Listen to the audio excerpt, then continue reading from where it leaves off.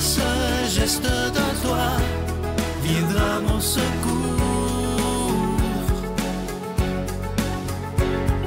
Viens semer dans mon âme le grain de l'amour. Je traverse un désert et je meurs de soif. Montre-moi le mystère qui garde la foi. Bonjour, bienvenue à votre émission La Victoire de l'amour en ce mardi 18 juillet 2023. J'espère que vous vous portez bien. On rejoint tout de suite, comme à tous les mardis, notre ami William Baudouin pour sa chronique. Et à l'homélie, ce sera l'abbé Emmanuel Zépino.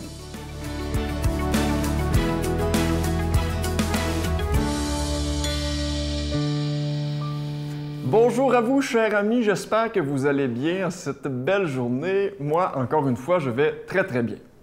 Un ami à moi me dit, ben, tu sais, quand j'enregistre les chroniques, c'est toujours un petit peu en avance, hein? Puis il me disait, ben, pourquoi, comment ça se fait que tu dis toujours, j'espère que vous allez bien cette belle journée? Tu ne sais pas quelle température il va faire? Vous avez compris, chers amis, que je ne parle pas de la température ici. J'espère que vous avez compris que je parle de votre état intérieur. J'espère que vous avez une belle journée dans votre vie intérieure. Alors aujourd'hui, la beauté du jour, je le prononce ainsi, le kintsugi. C'est un art japonais et c'est une gracieuseté d'un auteur inconnu. Entendons-nous, je ne parle pas le japonais couramment, donc j'espère que je le prononce comme il faut. Alors le kintsugi part du principe que la beauté se trouve dans la nature imparfaite et éphémère.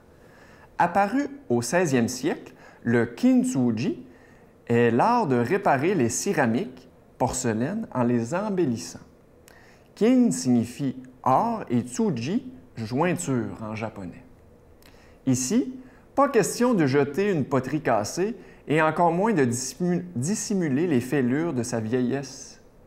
Au contraire, la philosophie du kintsugi met en valeur l'objet en se servant de ses failles. À la fois décoratif et spirituel, l'art ancestral du kintsugi répare les objets et les esprits tout en sublimant avec de la poudre d'or les fêlures. La technique vise à souligner les fissures en les rendant esthétiques au lieu de les masquer. Plus qu'une simple technique de réparation de la porcelaine, le kintsugi est riche de sens. Il joue un rôle libérateur puisqu'en réalité, à travers l'objet que l'on répare, c'est soi-même que l'on guérit. Cet art incarne entièrement le symbole de la renaissance, car si chaque chose a une fin, tout renaît de plus belle.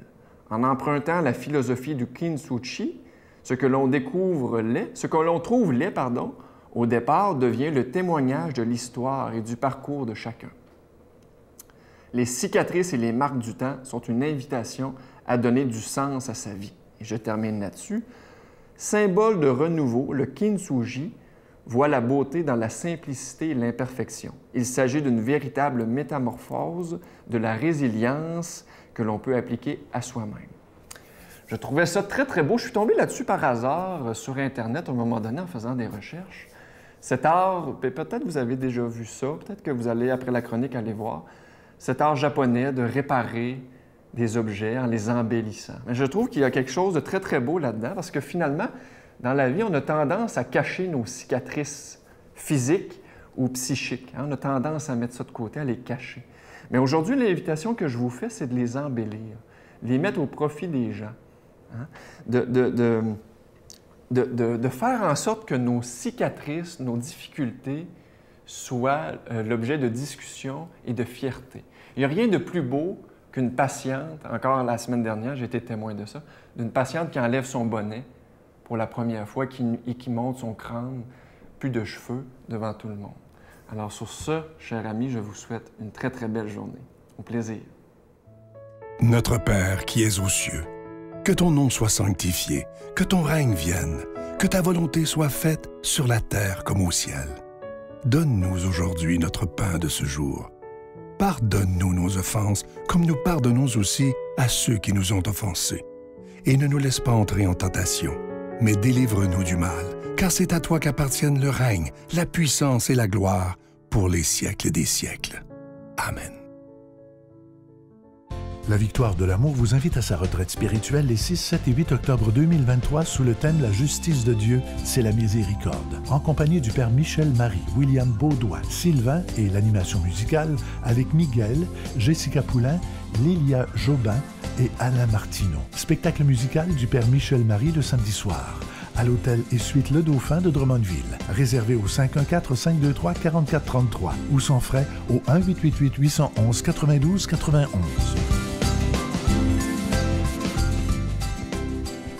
Encore une fois, je suis tellement content de vous parler de ce magnifique cadeau pour le mois de juillet. Il s'agit d'une exclusivité de la Victoire de l'amour. Ça a été fabriqué au Québec par des artisans du Québec, dont vous ne le trouverez pas ailleurs. C'est vraiment fabriqué pour la Victoire de l'amour. Il s'agit d'une épinglette, l'épinglette de la colombe de la paix. Regardez bien la colombe. Au-dessus, il y a une petite croix qui est magnifique et dans le centre de la croix, un petit diamant synthétique. Je vous rappelle que ce bijou, il est déjà béni. Cette belle colombe de la paix, vous la recevrez avec un don de 25 $ et si vous en voulez deux, avec un don de 40 $. Et comme vous le savez, avec tout ce qu'on vit dans le monde présentement, où on parle de guerre, de bruit de guerre, cette colombe, demandons-lui de nous apporter la paix sur la terre, mais aussi dans notre cœur. Je vous donne l'adresse, la Victoire de l'amour, case postale 120, succursale Boucherville à Boucherville, le J4B 5E6, je vous la redonne, la Victoire de l'amour, case postale 120, succursale Boucherville à Boucherville, le J4B 5E6. Également par téléphone, par carte de crédit du lundi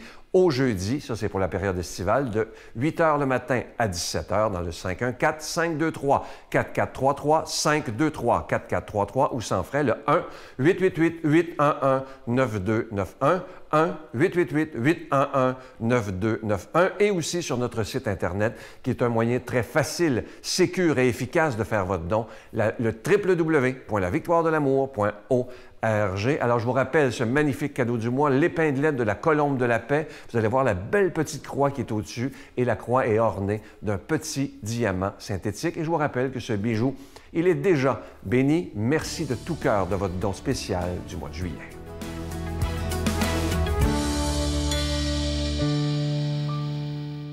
Mon Dieu, donnez-moi la sérénité d'accepter les choses que je ne peux changer, le courage de changer les choses que je peux, et la sagesse d'en connaître la différence. Amen.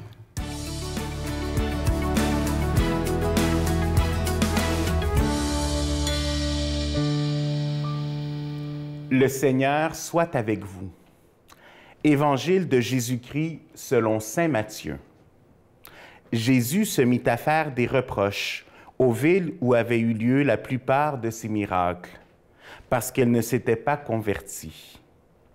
Malheureuse es-tu, Chorazine, malheureuse es-tu, Bethsaïde, car si les miracles qui ont eu lieu chez vous avaient eu lieu à Tyr et à Sidon, il y a longtemps que les gens y auraient pris le vêtement de deuil et la cendre en signe de pénitence.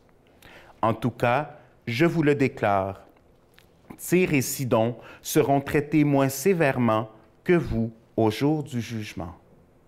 Et toi, Capharnaüm, seras-tu donc élevé jusqu'au ciel? Non, tu descendras jusqu'au séjour des morts, car si les miracles qui ont eu lieu chez toi avaient eu lieu à Sodome, cette ville subsisterait encore aujourd'hui. En tout cas, je vous le déclare, le pays de Sodome sera traité moins sévèrement que toi au jour du jugement. Acclamons la parole de Dieu. Dans mon ministère, une partie importante est celle d'accompagner les personnes qui, comme adultes, demandent le baptême ou la confirmation. Et puis dans cet accompagnement-là, eh bien, pour moi, je les invite à faire un parcours biblique. Alors, on prend les textes principaux, on ne peut pas passer la Bible au complet pour se préparer, malheureusement, parce que ça demanderait beaucoup trop de temps. Mais on prend quelques textes, les textes principaux, qui nous montrent cette alliance de Dieu avec son peuple. Alors, c'est vraiment accompagner le peuple d'Israël qui découvre son Dieu, qui découvre l'amour de Dieu, qui découvre cette bénédiction qu'ils ont reçue. Et ce qui est beau dans ce cheminement-là des adultes qui vont vers le baptême, c'est que souvent, en lisant, en étudiant, en méditant la parole de Dieu, ils se rendent compte peu à peu que dans leur vie, le Seigneur a finalement toujours été là, mais que peut-être c'est eux qui ne l'avaient pas découvert parce qu'ils n'avaient pas eu cette possibilité ou cette proximité avec la parole de Dieu pour leur faire découvrir cette présence de Dieu. Et c'est vraiment comme s'ils voyaient leur vie d'un nouveau regard, avec cette présence de Dieu. Et c'est là où c'est important pour nous qui peut-être sommes croyants depuis longue date ou qui pratiquons et sans avoir arrêté, à avoir la capacité de cet émerveillement. Parce que souvent, nous, ce qui nous arrive, c'est qu'on est à l'écoute, vu qu'on va à la messe à chaque dimanche ou peut-être même à chaque jour, et parfois, on va écouter un texte et on va même peut-être pas porter l'attention au complet parce qu'on va dire « Oui, je connais déjà ce texte-là » ou « Oui, c'est vrai, je connais cette histoire-là ». Et c'est là où notre écoute n'est plus la même. Notre attention n'est plus la même parce qu'on prend pour acquis.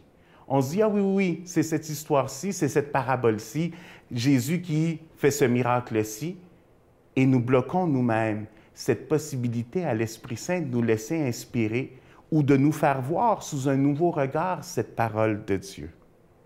Alors c'est là où c'est important pour nous d'être capable de voir cette action de Dieu pour nous émerveiller, pour être capable de voir sous un nouveau regard cette action de Dieu qui est là et qui est présente.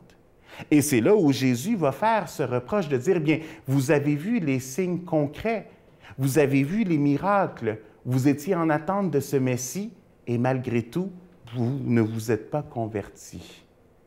Et un peu de la même façon, il peut nous dire, je vous ai tout donné depuis toujours. Par votre baptême, vous avez cette possibilité de vous approcher depuis toujours au Seigneur. Et parfois, vous n'avez pas cette proximité-là. Alors c'est là où pour nous, il faut toujours avoir cette sagesse d'être émerveillé par Dieu.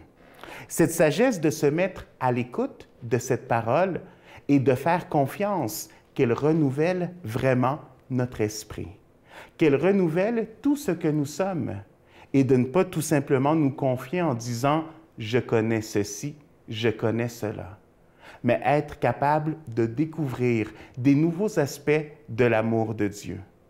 Être assez docile pour se laisser porter et voir comment cet amour nous transforme, comment cet amour est une mission pour nous et comment est-ce que, oui, nous donnons témoignage à ces personnes qui se préparent pour le baptême, mais également nous sommes appelés à apprendre d'elles. Et c'est la beauté d'être une communauté. Alors moi, je vous bénis au nom du Père et du Fils et du Saint-Esprit. Je vous salue Marie, pleine de grâce. Le Seigneur est avec vous. Vous êtes bénie entre toutes les femmes, et Jésus, le fruit de vos entrailles, est béni.